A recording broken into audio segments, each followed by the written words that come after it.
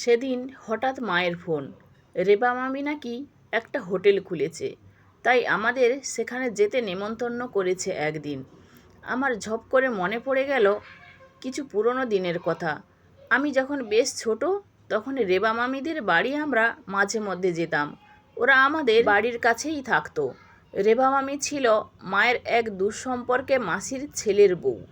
মনে আছে ওই বাড়িতে দেখতাম মামি সব সময় কেমন যেন ভয় ভয় নিয়ে থাকতো, কেমন যেন সিটিয়ে থাকা ভাব। খানিক বড় হবার পর জেনেছিলাম রেবা মামির শাশুড়ি মানে মায়ের সেই দুঃসম্পর্কের মাসির অমতে বিয়ে করেছিল তার ছেলে। তাই পুত্রবধূকে কোনোদিনও মেনে নিতে পারেননি তার শাশুড়ি।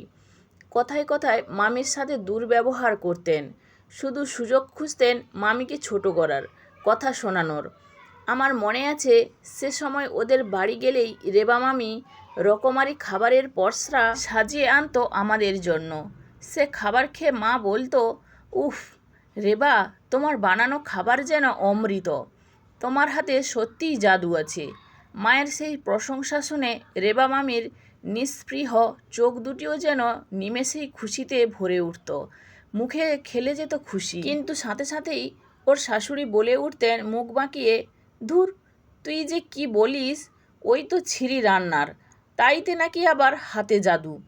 আমি তখন বেশ ছোট, তাই ভালো বুঝতাম না, কিন্তু রেবা মামির রান্না করা খাবারগুলো খেয়ে ভালো লাগলেও সেগুলো আহামরি দারুণ আমার মনে হতো না। একদিন তাই মাকে বলেছিলাম, মা, রেবা মামি কি সত্যি অতটাও ভালো রাঁধে যতটা তুমি বলো? মা বলেছিল ও ভালোই রাঁধে, তবে আমি একটু বেশি প্রশংসা করি ওকে ইচ্ছে করেই। আসলে সংসারে সকলের অবহেলা পেতে পেতে ওর আত্মবিশ্বাসটাই ভেঙে যাচ্ছে। আমি জানি রান্নাটা ও ভালোবেসেই করে, তাই আমি বেশি বেশি একটু প্রশংসা করি ওর মনের জোরটা ধরে রাখার জন্য, যাতে ও নিজের আত্মবিশ্বাস হারিয়ে না ফেলে। তো সেই রেবা মামির হোটেলে সেদিন গেলাম। ছোটোখাটো সাজানো গুছানো বেশ ছিমছাম হোটেল। রেবা মামির স্বামী তার বিয়ের বছর ছয়েকের মধ্যেই মারা গেছেন একটা দুর্ঘটনায়। তখন মামির কোলে এক ছেলে এক মেয়ে, দুজনেই ছোট। এরপর পেরিয়ে গেছে প্রায় 12 বছর। এখন মামির ছেলে মেয়েরা বেশ বড় বড়। সেদিন তো মাকে দেখে মামি দারুণ খুশি। মা ওর হোটেলে পা দিতেই ঢিপ করে সে মাকে প্রণাম করলো। তারপর একগাল হেসে বলল, দিদি, তুমি আসায় আমি যে কি খুশি হয়েছি কি বলবো। আজ এই দিনটা দেখতেই পেরেছি আমি তোমার জন্য। ও মা, এসব কি কথা রেবা? আমি আবার কি করলাম? মায়ের গলায় বিস্ময়। দিদি, তুমি তো জানোই তোমার ভাই কেমন হুট করে আমায় মাঝপথে ছেড়ে চলে গেল। তারপর তো ওর শ্বশুরবাড়ি থেকেও আমায় তাড়িয়েছিল ননদ দেওরা। ছোট ছোট বাচ্চা নিয়ে আমি তখন অকুল পাথারে। কি করব কিচ্ছু বুঝতে পারছিলাম না। শুধু মনে হচ্ছিল আমি তো কিছুই পারি না। আমি কি করে একা একা লড়বো জীবনের লড়াইটা? তখনই মনে পড়েছিল তোমার কথা। মনে আছে তুমি বলতে প্রতিবার আমার রান্না খেয়ে আমার হাতে নাকি জাদু আছে। তোমার সেই প্রশংসাটুকুই সেদিন খড়কুটোর মতো আঁকড়ে ধরলাম। মনে প্রাণে বিশ্বাস করতে শুরু করলাম তোমার কথাগুলো। দেখলাম আস্তে আস্তে মনে জোর পাচ্ছি। তারপর সেই জোরটুকু সম্বল করে আমি খুব ছোট্ট করে হোম ডেলিভারির ব্যবসা শুরু করলাম, নিজের সামান্য গয়নাটুকু বন্ধক দিয়ে। বারবার তোমার কথাগুলো আমি চিন্তা করতাম আর আত্মবিশ্বাসে বুক বাঁধতাম, নিজেকেই বোঝাতাম কে বলেছে আমি কিছু পারি না। এই তো আমি ভালো রান্না পারি, কিছুটা মনের জোরে আর বাকিটা হাতের গুণে ব্যবসাটা দাঁড়ালো একটু একটু করে। বিগত 12 বছরে এই ব্যবসাটার টাকা দিয়েই আমি সংসার চালিয়েছি, ছেলে মেয়েদের মানুষ করেছি, আর আজ এই হোটেল খুলেছি। জানি না দিদি, সত্যি তোমার আমার রান্না অতটাও ভালো লাগতো কিনা, কিন্তু যদি সেদিন তুমি আমার অত প্রশংসা না করে আমার আত্মবিশ্বাসটা না বাঁচিয়ে রাখতে, তাহলে হয়তো আমি পারতাম না জীবন যুদ্ধটা জিততে। রেবা মামি আপ্লুত স্বরে অনেক কিছু বলেছিল মাকে, আর আমি ভাবছিলাম পুরনো কথা। রেবা মামির তৈরি করা মোটামুটি রান্নাগুলোকেও মা খোলা গলায় প্রশংসা করত, বাড়িয়ে বাড়িয়েই হয়তো করতো খানিকটা, কিন্তু যে কারণে করতো সে কারণ 16 আনা সফল আজ। মা সেদিন বলেছিল মা ওর আত্মবিশ্বাসটা বাঁচিয়ে রাখতে এমনটা করে।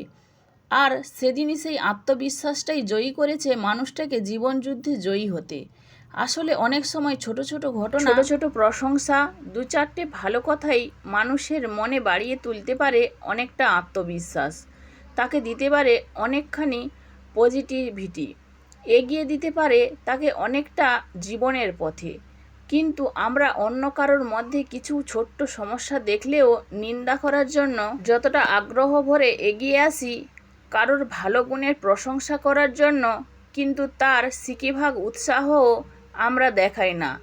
আমরা নিজেরা প্রশংসা পেতে, ভালো কথা শুনতে ভালোবাসলেও অন্য কাউকে ভালো বলতে গেলে বা তার গুণের কদর করতে গেলেই কেমন যেন কঞ্জুস হয়ে যাই। মানবজাতির এই কঞ্জুসতার কারণ আমি বুঝি না, কিন্তু এটা বুঝি যে আমি যদি কারোর ভালো গুণের প্রশংসা না করতে পারি, তাহলে হয়তো অন্য কেউ আমার ভালো গুণের কদর দেবে, এটাও আশা করাটা যুক্তিপূর্ণ নয়। আর সবচেয়ে বড় কথা হলো, কারোর সাথে ভালো ব্যবহার করতে, কারোর ভালো কাজকে ভালো বলতে গেলে তো পকেটের পয়সা খরচ হয় না, তাহলে এটুকু করতে বাধা কোথায়? আমাদের বলা দুটো ভালো কথাই হয়তো আমার উল্টো দিকের মানুষটার কনফিডেন্সকে অনেকটা শক্ত করতে পারে, তাকে নিজের মনের জোর ফিরিয়ে দিতে পারে, তাকে বুঝতে শেখাতে পারে সেও সক্ষম নিজের লড়াইটা লড়তে, জীবনযুদ্ধে জয়লাভ করতে। সেদিন রেবা মামির হোটেলে বসে নিজে প্রতিজ্ঞা করলাম, এবার থেকে আমিও চেষ্টা করব নিজের পরিচিতি মানুষগুলোর ভালো কাজের, ভালো চেষ্টার, ভালো গুণের প্রশংসা খোলা গলায় করতে। বাবা মা, বন্ধু বান্ধব হোক বা স্বামী স্ত্রী, ভাই বোন, সহকর্মীই হোক, তাদের ভালোটাকে ভালো বলবো তাদের সামনেই। মানুষ হিসেবে জন্মেছি, কে কতদিন এই পৃথিবীতে থাকবো আমরা তাও জানি না। আমরা সাধারণ মানুষ, কোনো মহাপুরুষ নয়, তাই খুব বেশি ভালো কাজ করে সমাজের উপকার করার ক্ষমতাও হয়তো আমাদের থাকে না, কিন্তু পজিটিভ ভাইবস এইটুকু তো আমরা ছড়িয়ে দিতেই পারি আশেপাশের মানুষের মধ্যে।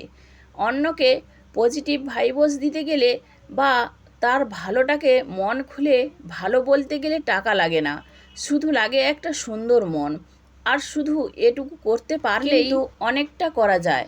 রেবা মামির মতো অনেক মানুষের মধ্যে আত্মবিশ্বাস ফিরিয়ে দেওয়া যায়, আর এইটুকু তো করার চেষ্টা আমরা করে দেখতেই পারি সবাই। বন্ধুরা, গল্পটি যদি ভালো লেগে থাকে তাহলে প্লিজ লাইক, কমেন্ট ও শেয়ার করতে ভুলবেন না। আর নতুন বন্ধু হলে অবশ্যই সাবস্ক্রাইব করে সঙ্গে থাকবেন। ধন্যবাদ, ভালো থাকবেন।